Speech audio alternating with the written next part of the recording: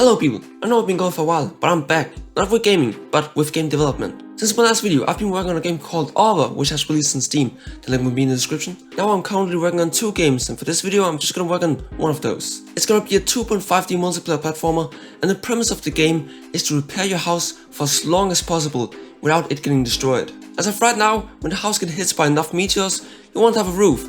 And since acid rain comes between waves, you'll get killed by that. And if you're asking why I'm starting so late with making devlogs for a game that almost seems done, it's simply because I got the idea too late. So as of right now, I have working player movement, block repair, the 2 waves, tree chopping, and these beautiful doors. I also have to mention that all the pixel art in this game is made by Ali. I'll leave his Discord in the description down below. But yeah, without further ado, let's get started. So the first thing I want to add is the current player count on the UI. So when I open a lobby, I wanted to say how many players are currently connected to this lobby.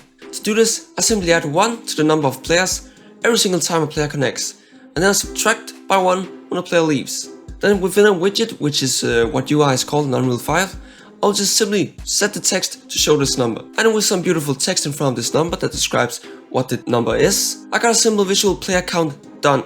Now the next thing I want to make is a wave countdown. So at the moment the game have a timer behind the scenes, but like the player count, it's not shown on the screen. Now I think the player should be able to see how much time they have left before they die. To do this, I simply had to rewrite some of the timer code and use this node that gets the remaining time left of a timer and turns it into a number. Then I simply add this number to the UI and boom, we got a working timer. Now in between waves, it'll just say 0 for some weird reason. I think there's some delay going on. Now that I think about it, I probably did some mistake while programming this.